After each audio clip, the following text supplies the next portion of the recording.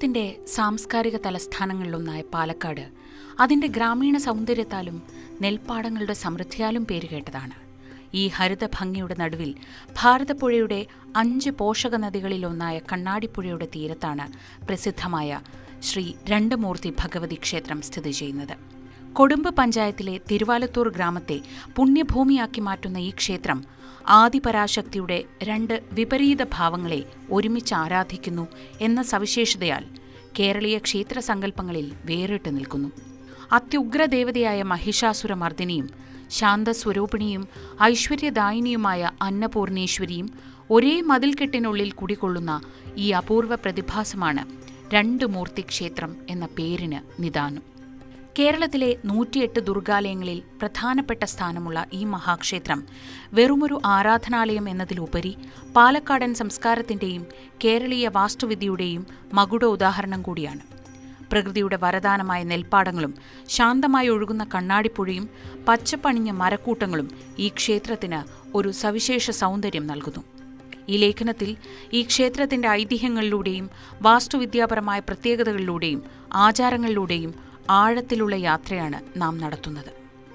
ഈ ക്ഷേത്രത്തിൻ്റെ ഐതിഹ്യങ്ങളിലൂടെയും വാസ്തുവിദ്യാപരമായ പ്രത്യേകതകളിലൂടെയും ആചാരങ്ങളിലൂടെയുമുള്ള ഒരു ആഴത്തിലുള്ള യാത്രയിലേക്കാണ് നമ്മളിനി പോകുന്നത്.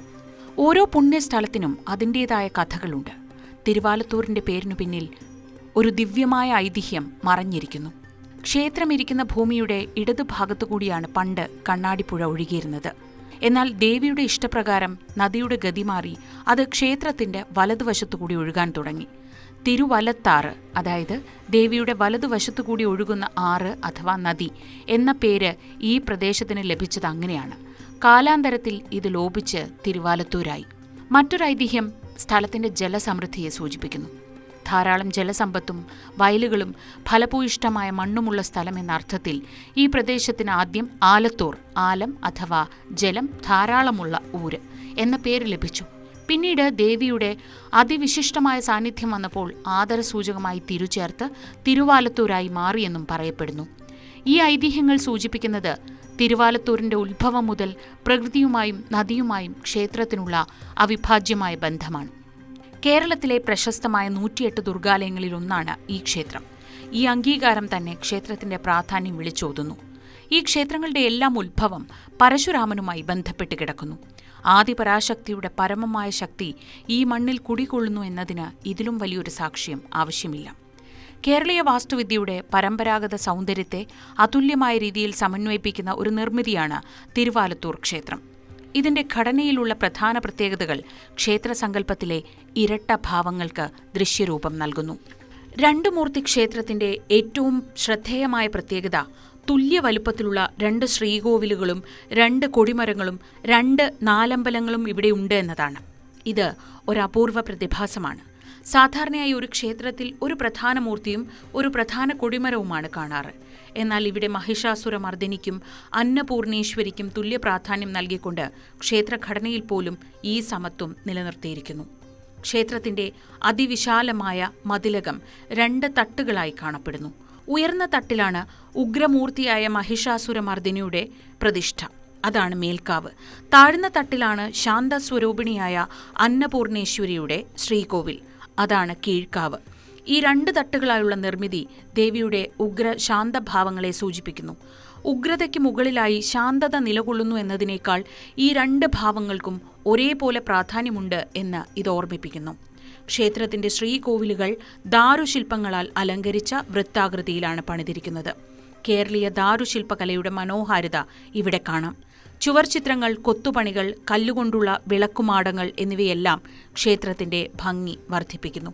ക്ഷേത്രത്തിൻ്റെ അതിവിശാലമായ മതിൽക്കെട്ട് ക്ഷേത്രവാസ്തുവിദ്യയിലെ മറ്റൊരു അത്ഭുതമാണ്.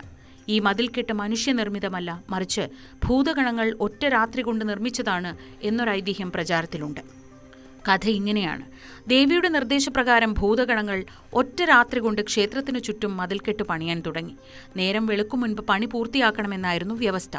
എന്നാൽ പണി പൂർത്തിയാകും മുൻപ് നേരം വെളുത്തതിനാൽ ഭൂതഗണങ്ങൾ പണി ഉപേക്ഷിച്ച് സ്ഥലം വിട്ടു.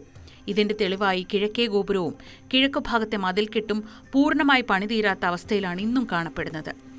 ഈ ക്ഷേത്രം ഭൂതഗണങ്ങളാൽ നിർമ്മിച്ചതും കിഴക്ക് വശത്തെ ഗോപുരം പണി തീരാത്ത ക്ഷേത്രമായി ഇന്നും നിലകൊള്ളുന്നു. ക്ഷേത്രത്തിൻ്റെ കിഴക്ക് വശത്ത് ഉപദേവനായിട്ടുള്ള ഉപക്ഷേത്രത്തിൻ്റെ നാഥനായിട്ടുള്ള മഹാദേവ ക്ഷേത്രവും മഹാഗണപതിയും ഉമാമഹേശ്വരനും ഉൾപ്പെടെ മഹാവിഷ്ണു ചൈതന്യത്തോടുകൂടി ആറാട്ട് നടത്തുന്ന കടവിൽ ഈ ക്ഷേത്രങ്ങൾ സ്ഥിതി ചെയ്യുന്നു.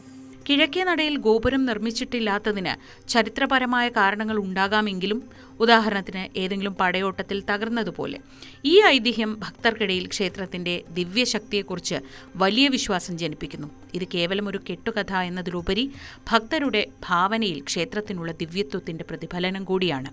ശ്രീ രണ്ടുമൂർത്തി ഭഗവതി ക്ഷേത്രത്തിന്റെ ആത്മാവ് ആദിപരാശക്തിയുടെ ഉഗ്രഭാവമായ മഹിഷാസുരമർദിനിയുടെയും ശാന്തഭാവമായ അന്നപൂർണേശ്വരിയുടെയും സാന്നിധ്യമാണ്. ഈ രണ്ട് ഭാവങ്ങളും ഇവിടെ പരസ്പര പൂരകങ്ങളായി നിലകൊള്ളുന്നു.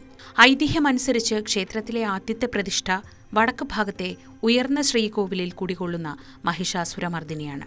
ഈ ദേവി അത്യുഗ്ര ദേവതയാണ്. ഏകദേശം 6 അടി ഉയരമുള്ള വിഗ്രഹം. പടിഞ്ഞാറോട്ട് ദർശനം. 8 കൈകളോടുകൂടിയ വിഗ്രഹത്തിന്റെ കൈകളിൽ ശംഖ്, ചക്രം, ഗദ, അമ്പ്, വില്ല്, വാൾ, ത്രിശൂലം തുടങ്ങിയ ആയുധങ്ങൾ കാണാം. ഈ രൂപം തിന്മയ്ക്കുമേൽ നന്മ നേടുന്ന വിജയത്തെയും ഭക്തരെ സംരക്ഷിക്കുന്നതിന് ദേവിക്കെടുക്കാൻ കഴിയുന്ന ഉഗ്രരൂപത്തെയും സൂചിപ്പിക്കുന്നു. മഹിഷാസുരമർദിനിയുടെ ഉഗ്രഭാവം നാട്ടിൽ പലവിധ ബുദ്ധിമുട്ടുകൾ ഉണ്ടാക്കിയിരുന്നു എന്നാണ് ഐതിഹ്യം. അതിവർഷം, വെള്ളപ്പൊക്കം, കൃഷിനാശം തുടങ്ങിയ പ്രശ്നങ്ങളൊക്കെ ഇതിൻ്റെ ഫലമായുണ്ടായി. ലോകത്തെപ്പോഴും ഉണ്ടാവാറുള്ള ദുരിതങ്ങളും കഷ്ടപ്പാടുകളും ദേവിയുടെ ഈ ഉഗ്രഭാവത്തിൻ്റെ പ്രതിഫലനമായി ഭക്തർ കണ്ടു. ഇത് തണുപ്പിക്കാനാണ് ക്ഷേത്രത്തിന് സമീപം അതിവിശാലമായ അന്തിമഹാകാളൻ കുളം കുഴിച്ചത്. വലിയ ജലാശയങ്ങൾ ഉഗ്രമൂർത്തികളുടെ ശക്തിയെ ഉൾക്കൊണ്ട് അവരുടെ ഭാവത്തെ ശാന്തമാക്കുമെന്ന വിശ്വാസത്തിൻ്റെ പ്രതീകം കൂടിയാണിത്. മഹിഷാസുരമർദിനിയുടെ ഉഗ്രഭാവത്തിൽ ദുഃഖിതരായ നാട്ടുകാർ ദേവിയോട് തന്നെ പ്രാർത്ഥിച്ചു. ഭക്തരുടെ വേദനയിൽ മനസ്സലിഞ്ഞ ദേവി മഹിഷാസുരമർദിനിയുടെ ശ്രീകോവിലിന് തെക്ക് ഭാഗത്തായി താഴ്ചയിൽ സ്വയംഭൂവായി അവതരിച്ചു എന്നാണ് വിശ്വാസം. ഈ ദേവിയെയാണ് ശാന്തസ്വരൂപിണിയായ അന്നപൂർണേശ്വരിയായി ആരാധിക്കുന്നത്. സ്വയംഭൂവായി അവതരിച്ച ഈ പ്രതിഷ്ഠ നാട്ടുകാർക്ക് സമാധാനവും ഐശ്വര്യവും നൽകി. അന്നപൂർണേശ്വരിയുടെ സാന്നിധ്യത്തോടെ എല്ലാ പ്രശ്നങ്ങളും അവസാനിക്കുകയും ഗ്രാമം സമ്പൽ സമൃദ്ധിയോടെ വിളങ്ങാൻ തുടങ്ങുകയും ചെയ്തു അത്രേ. മഹിഷാസുരമർദിനി സംരക്ഷണം നൽകുമ്പോൾ അന്നപൂർണേശ്വരി ആ സംരക്ഷണത്തിന്റെ ഫലമായുണ്ടാവുന്ന സമൃദ്ധി നൽകുന്നു. ഒന്ന് രക്ഷാദേവതയാണെങ്കിൽ മറ്റേത് പോഷകദേവത. ഈ ദ്വന്ദ്വ സങ്കല്പം ജീവിതത്തിന്റെ അടിസ്ഥാന തത്വങ്ങളെ കൂടി ഓർമ്മിപ്പിക്കുന്നു. ശക്തിയും സൗന്ദര്യവും, ഉഗ്രതയും ശാന്തതയും, സംഹാരവും സൃഷ്ടിയും പരസ്പരം ബന്ധപ്പെട്ടിരിക്കുന്നു. ഇത് ആദിപരാശക്തിയുടെ പൂർണ്ണരൂപത്തെ കുറിക്കുന്നു. ക്ഷേത്രത്തിന്റെ ഭൂമിശാസ്ത്രപരമായ സ്ഥാനം അതിൻ്റെ ആധ്യാത്മിക അന്തരീക്ഷത്തിന് കൂടുതൽ മെഴിവേകുന്നു. കണ്ണാടിപ്പുഴയുടെ തെക്കേക്കരയിൽ നെൽപ്പാടങ്ങളാൽ ചുറ്റപ്പെട്ടാണ് ക്ഷേത്രം നിലകൊള്ളുന്നത്. പടിഞ്ഞാറോട്ടാണ് ക്ഷേത്ര ദർശനം. പടിഞ്ഞാറ് ദിശയിൽ നിന്ന് വരുന്നവർക്ക് വിശാലമായ നെൽപ്പാടങ്ങളിലൂടെ നടന്നു മാത്രമേ ക്ഷേത്രത്തിലെത്താനാകൂ. ഇപ്പോഴും ധാരാളമായി നെല്ല് വിളയുന്ന ഈ പാടങ്ങൾ അന്നപൂർണേശ്വരിയുടെ സാന്നിധ്യത്താൽ ലഭിച്ച സമൃദ്ധിയുടെ പ്രതീകങ്ങളാണ്. പച്ചപ്പട്ടുടുത്തു നിൽക്കുന്ന പാടങ്ങളും മരങ്ങളും നിറഞ്ഞ ഈ അന്തരീക്ഷം ഭക്തരെ മറ്റൊരു ലോകത്തേക്ക് കൂട്ടിക്കൊണ്ടുപോകുന്നു. ഇത്രയും ശാന്തവും പ്രകൃതി രമണീയവുമായ ഒരു ചുറ്റുപാട് ക്ഷേത്രത്തിന് ലഭിച്ചത് ദേവിയുടെ അനുഗ്രഹം കൊണ്ടെന്ന് നാട്ടുകാർ വിശ്വസിക്കുന്നു. പടിഞ്ഞാറേ ഗോപുരത്തിന് സമീപത്താണ് അതിവിശാലമായ അന്തിമഹാകാളൻ കുളം.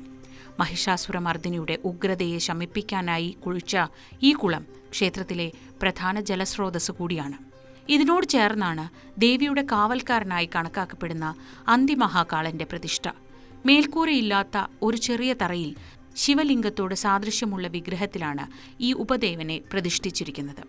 ഉഗ്രമൂർത്തിയായ ശിവന്റെ ഒരു ഭാവമായാണ് അന്തിമഹാകാളിനെ കണക്കാക്കുന്നത്. ദേവിയുടെ ക്ഷേത്രത്തിൽ കാവൽക്കാരനായി ഒരു ഉഗ്രമൂർത്തിയെ പ്രതിഷ്ഠിക്കുന്നത് ക്ഷേത്രത്തിന്റെയും ഒപ്പം ഭക്തരുടെയും സുരക്ഷ ഉറപ്പാക്കാനാണ്. അതിവിശാലമായ മതിലകത്ത് വടക്കു പടിഞ്ഞാറ് ഭാഗത്താണ് കൂത്തമ്പലം.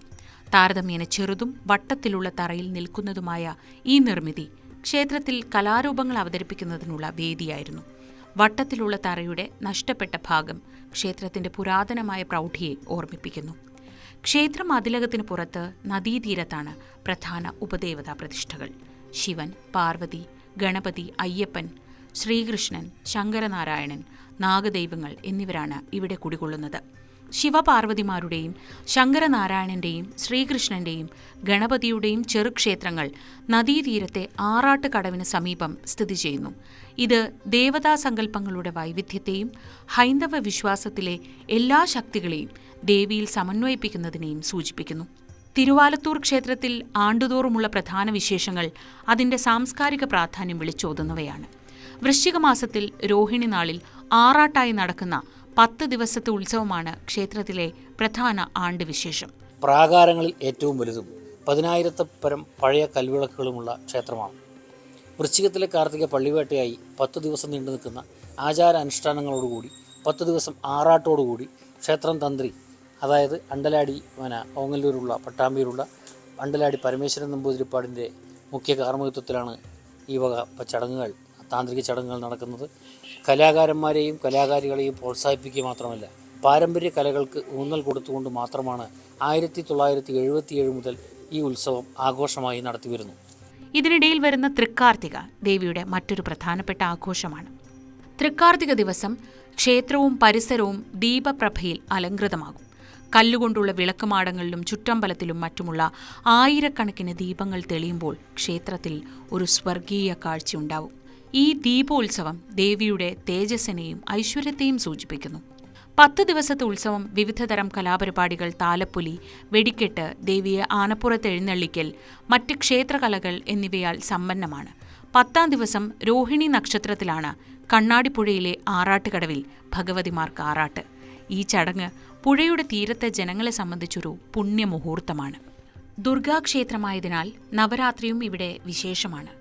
ഈ 9 ദിവസങ്ങളിലും ദേവിയുടെ വിവിധ ഭാവങ്ങളെ ആരാധിക്കുകയും പ്രത്യേക പൂജകളും വഴിപാടുകളും നടത്തുകയും ചെയ്യുന്നു. വിദ്യാർത്ഥികൾക്ക് വിദ്യാരംഭം കുറിക്കാനും കലാകാരന്മാർക്ക് സാധകത്തിൽ കൂടുതൽ ശ്രദ്ധിക്കാനുമുള്ള സമയമാണിത്. ശക്തി സ്വരൂപിണിയായ ദേവിയെ ആരാധിക്കുന്ന ഈ ദിനങ്ങൾ ഭക്തർക്ക് ആത്മീയമായ ഉണർവ് നൽകുന്നു. ശ്രീ രണ്ടുമൂർത്തി ഭഗവതി ക്ഷേത്രം ഒരു ആരാധനാലയം എന്നതിലുപരി തിരുവാലത്തൂർ ഗ്രാമത്തിന്റെ സാമൂഹിക സാംസ്കാരിക കേന്ദ്രമാണ്. അന്നപൂർണേശ്വരിയുടെ സാന്നിധ്യവും ക്ഷേത്രത്തിന് ചുറ്റുമുള്ള നെൽപ്പാടങ്ങളുടെ സമൃദ്ധിയും ഈ ക്ഷേത്രത്തെ ഒരു കാർഷിക സംസ്കാരത്തിന്റെ പ്രതീകമായി കൂടി മാറ്റുന്നു.